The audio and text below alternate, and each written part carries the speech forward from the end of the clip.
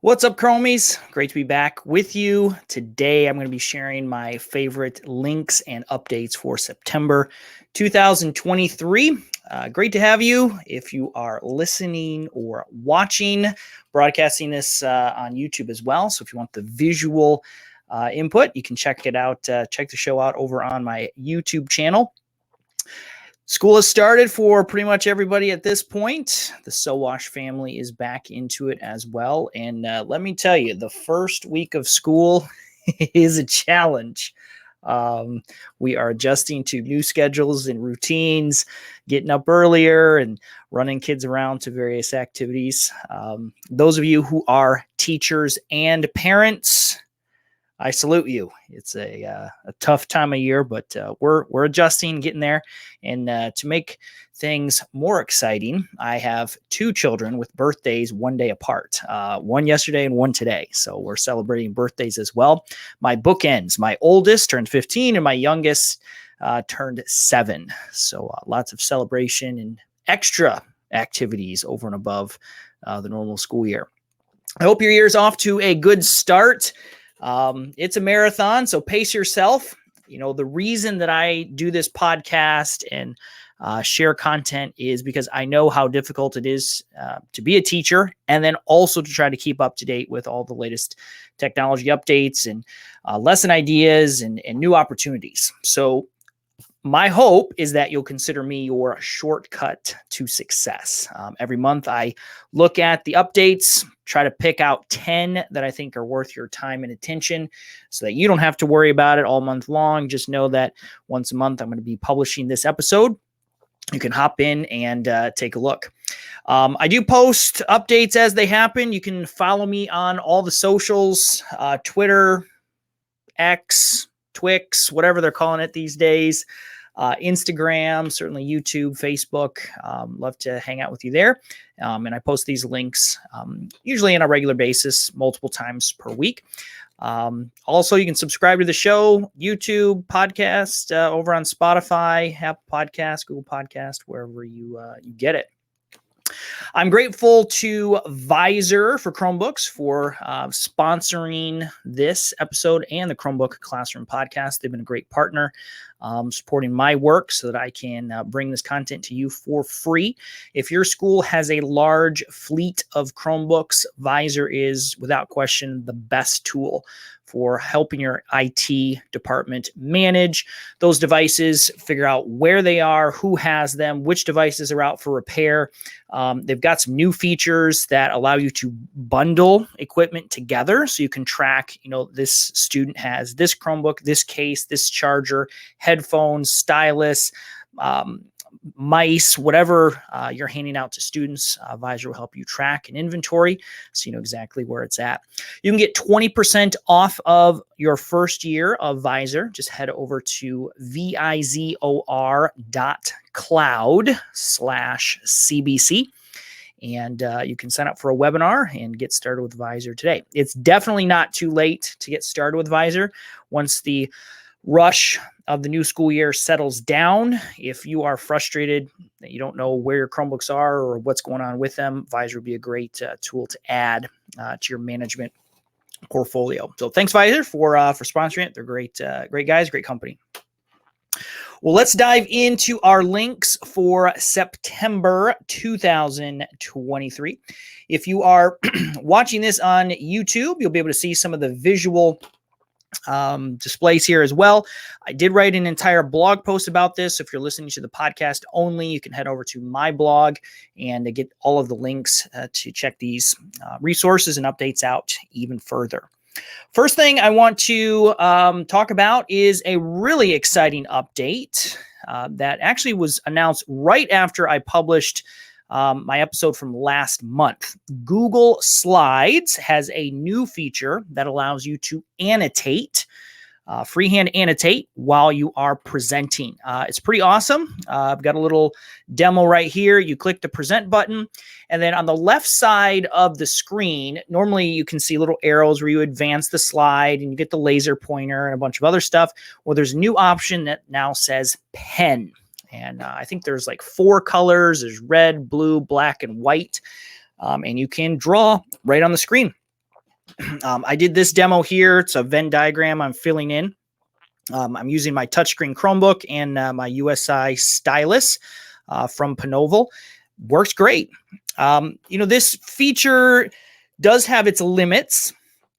It doesn't have an erase option. You can erase the entire screen, but you can't erase one thing. So if you're a math teacher and you make a mistake, you can't erase it. You have to start over.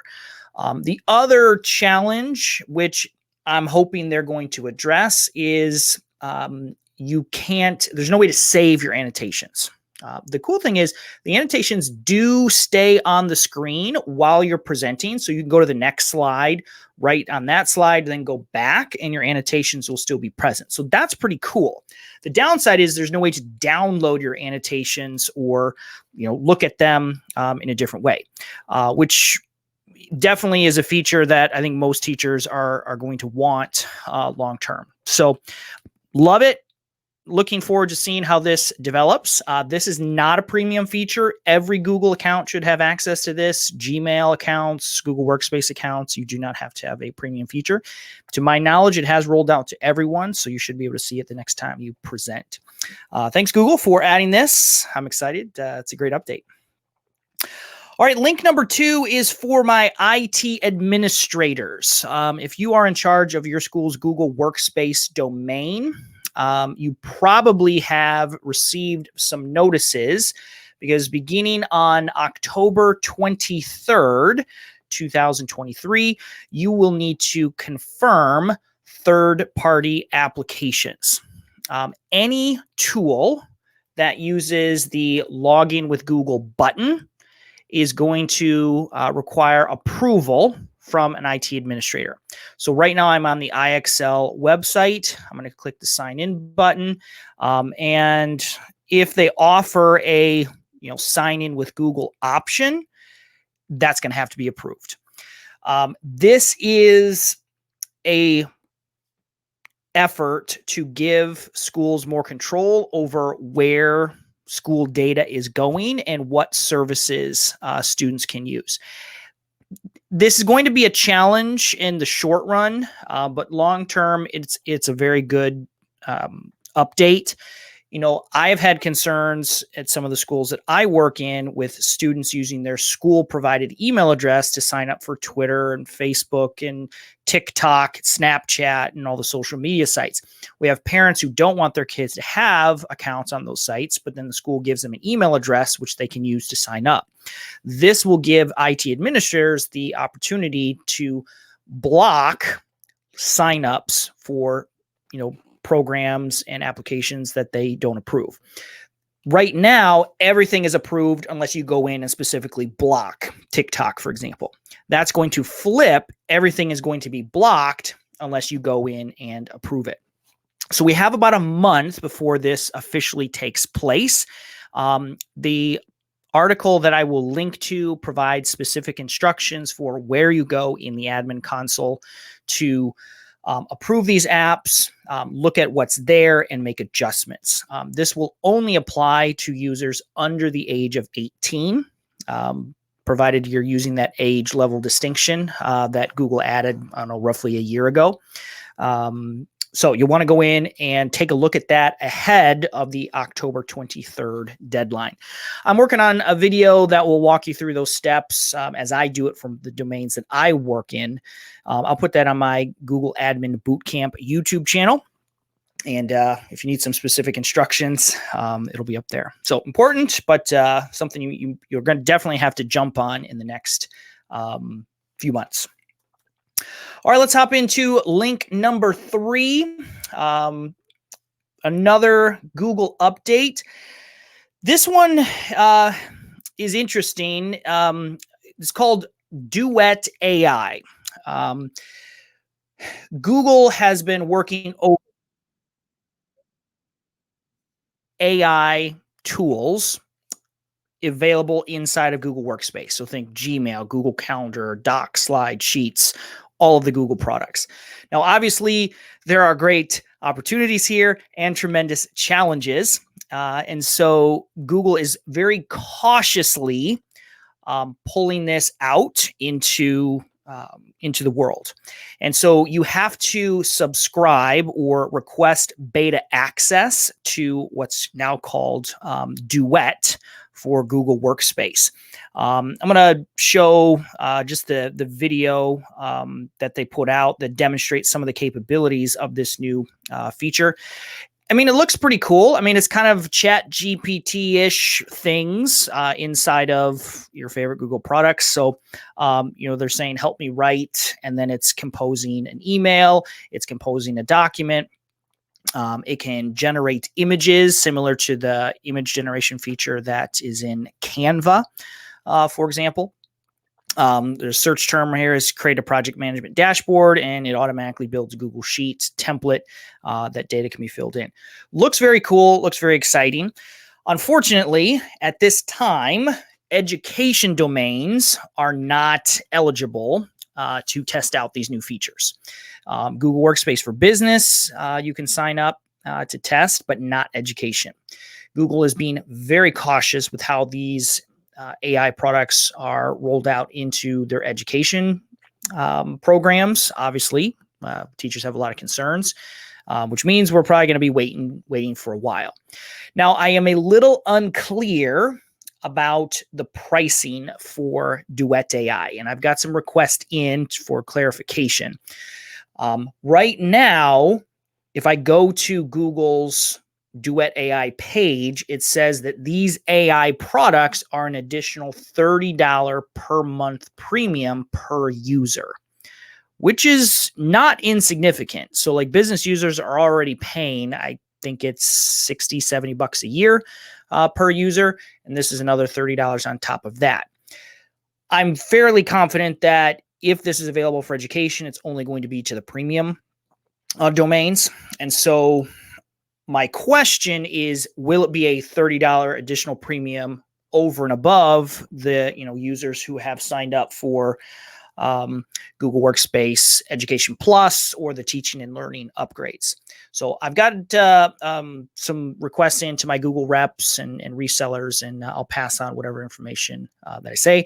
But as of now, it doesn't even matter. You couldn't buy it even if you wanted to, not within your education domain. I know because I tried. I was going to check it out. We're going to talk about some additional updates. A few of these features have made their way into your personal Google account, which we'll talk about here in a little bit. But all you really need to know is that Google continues to push the envelope in terms of what AI can do for productivity inside of their core products. And it'll be interesting to see how this develops over time as it hits the education accounts. All right, next up, update number 4 is an interesting one. I was actually a little surprised to see this. Google is adding a new option to Google Drive that will allow you to lock a file so that it cannot be edited. So the idea behind this is if you have the final version of a file, think a contract, curriculum guide, a rubric, something that has been edited and reviewed and approved, and you don't want anybody accidentally making changes to it, you can now lock that file. So even I, as the owner of the file, will not be able to make edits to it unless I specifically go in and unlock the file. Other people who have editing access will not be able to edit as well. This is a little different. It's not really a security feature in the sense of, if you don't want someone to be able to access a file, then just don't share it. This is more for files where many people have editing access, but you need to preserve the integrity, the final version of it. It's not a premium feature, should be available to everyone, rolling out in early September. I don't have it yet, but I'm excited to check it out and take a look. This is kind of a side feature to the approval and the signature features that have been added to Google Drive. Those are both premium features. You can mark a document for approval, send it to people. They have to say approve, and then it's the final version, it gets locked. Same thing, there's a signature option that is in beta right now where people can physically sign documents. And then once they're signed, they're locked for editing. So simple thing. If processes and procedures are important, if you're in a larger district, this makes Google Drive can become a one-stop place for all your contracts and approval type things. You don't have to have a separate thing or save it as a PDF to prevent changes from being made. Next up, we're going to go back into the world of AI. This is a feature of Duet that I just talked about, but it is available for your personal Gmail account. This is the help me visualize option for Google Slides. Eric Kurtz has a great rundown on how to use this. All you do is open a Google presentation in your personal Gmail account, go to Insert Image, and you can describe an image and Google will create it for you. It's similar to, again, the Canva has this feature. It's a generative AI text to image. I checked. I have this in my personal account. I do not have it in any of my school-related accounts. Again, Google's being very cautious with how these AI tools end up in classroom products. So here's an example that Eric put together. This is the prompt, and then the image that was created from that prompt. One of the things that I am realizing, and I'm going to have to write a blog post about it at some point, or maybe do a whole podcast episode, is the quality of the response you receive from the AI is directly proportional to the quality of your prompt. Helping students learn how to write prompts, descriptive language is very important. Alice Keeler just had a blog post this week where she was talking about the fact that AI doesn't think. It's all it is doing is responding to your inputs. If you give it lousy input, you get lousy output.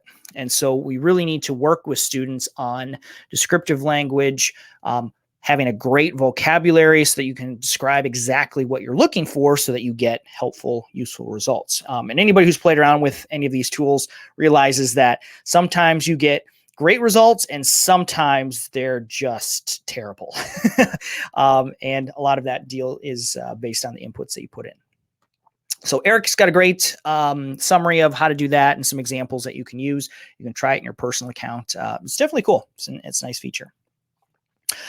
Next up is a book recommendation. I've been doing a lot of reading over the summer. We've spent a lot of time in the car as a family, and I listen to a lot of books on Audible because I'm driving quite a bit. And this is one that I have been reluctant to read, but I did it. The title of this book is Extreme Ownership. The author is Jocko Willink and Leif Babin. They are two former Navy SEALs. They're both retired now. They both served in the heat of the Iraqi war and were right on the front lines, as were the U.S. Special Forces. I'm always a little skeptical of leadership books because it always, to me, it seems like a lot of kind of talking and saying things that are fairly obvious, but people either don't do or are difficult to do. But I picked it up because it was highly recommended and reviewed. And so I've got a brother in the Navy who works with the SEALs, so a little connection there. And I was quite impressed. It really was a great book. If you like military stories, you'll enjoy this. They share a lot of personal stories from the front lines, and then relate those stories to various leadership lessons. The leadership lessons I thought were very concrete and very useful, and I was particularly struck at how useful some of these lessons could be for a classroom teacher. So, as a teacher, you are essentially a leader of a small group, your students. And within that group of 30-ish kids, frequently you have smaller groups of, 5 to 10, which you also want to have leadership within those groups. So I thought the lessons in this book were very applicable for the classroom. I thought they were very applicable for me as a father. I have 5 kids, and motivating my kids to do things that they don't always want to do, and just guiding my family is a challenge as well. So I was pleasantly surprised by this book. It's not a new book at all. It's been out since like 2016. Jocko's written like 3 other books, so I'm way behind. Many of you have probably read this already, but it's quite good. Read by the authors, very engaging, and a lot of great stories in it. So if you're looking for a good read that is a little inspirational, it has some classroom applications, check out Extreme Ownership. A few more links here yet this year. Next up, Google is celebrating a couple of birthdays. First, Google is turning 25. They are celebrating their 25th birthday in the month of September. And Chromebooks are turning 15. And there's a couple of articles that have been posted on Google's blog about this. Google CEO Sundar Pichai wrote a kind of a reflective blog post about Google's corporate mission of organizing the world's information and kind of the progress that has made. That's fine. It's a lot of self-congratulatory stuff, which, Google has certainly had an impact on the world. So I think they have earned the right to do that a little bit. The one that I found to be a little more interesting is this blog post, a timeline on the evolution of Google search. We get so focused on technology and wanting this feature or that feature, we fail to kind of look back and think about how quickly technology has progressed. And I was looking through this and I was like, wow, that's not very long ago. So for example, in 2001, Google Images was introduced.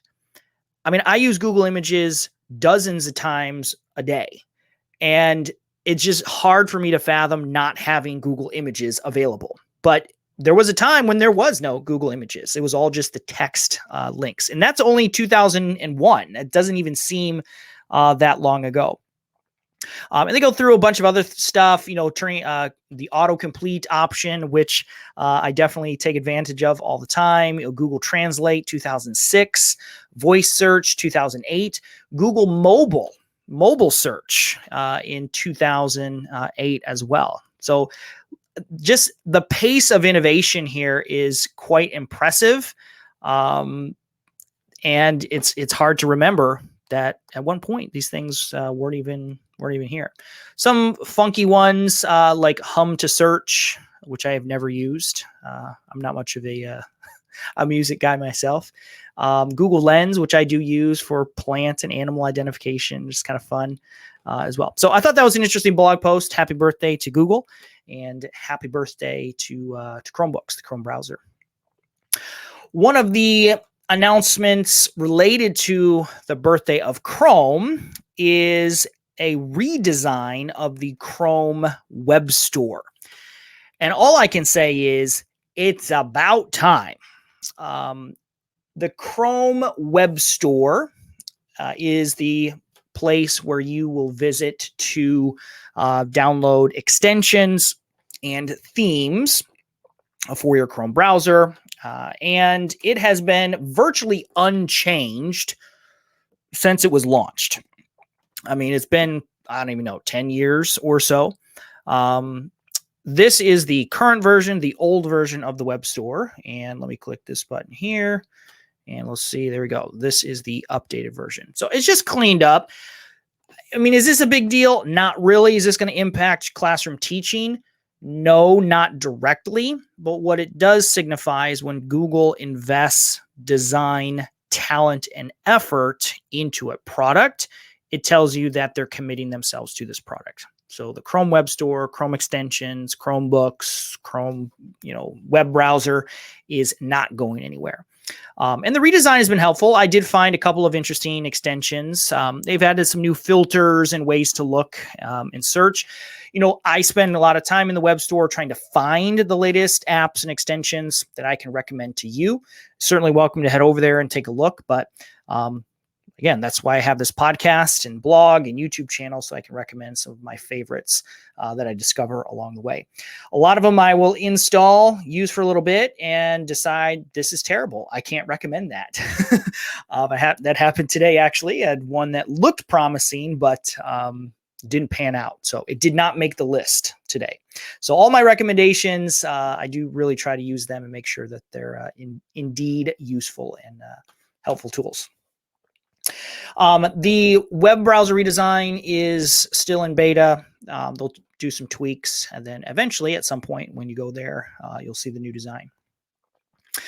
2 more links to share with you today. And again, if you hang out with me over on the socials, Twitter, Facebook, Instagram, I try to post these updates on a regular basis. I'm also getting ready for my Wednesday webinar series. I've been doing that for the last 2 years. This will be the 3rd year. The Wednesday webinars take place every Wednesday from October through May, and it's my opportunity to share teaching tips, techniques, and ideas with a smaller group, and really spend more time helping you integrate some of those technology ideas into your classroom. This is not a free webinar series. It does require a subscription.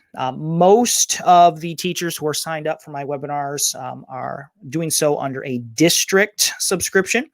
So your entire district can sign up. It's a pretty reasonable price, much cheaper than an on-site professional development or things like that.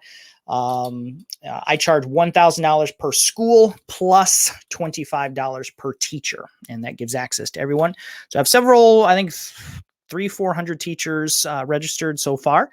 Every Wednesday I do a webinar. You can come to the ones you're interested in. Certainly wouldn't even recommend that you come to all of them. That would be a lot of work. And this year I'm have a special emphasis on AI in the classroom. We've talked a lot about it here in this episode. Tools like ChatGPT, Bard, Duet, Conquer. There's tools that are being launched every single day. And so I'll be sharing some of my favorites, and not just this is what AI is, but how do you use AI to teach math, science, language arts? How can these tools be useful in the classroom? I've got the full schedule laid out for the 23-24 school year. Again, we'll start on October 4th with a session on 5 cool tools to try this year. And then later in the year, we'll talk about my math toolbox and AI tools. That's November 29th. And then in the spring, I'll talk about some hidden Google tools. These are lesser known Google products that are super cool, but you may not have heard of. Email and calendar power tips, drag and drop lessons with Google Slides. Those are some of the session titles that I have planned. So you can head over to my website, chrmbook.com/webinar. To check out the details. You can sign up right on that page. There's information. I do offer a individual subscription. If you're just a teacher who wants continuing education credit, you can sign up for $99.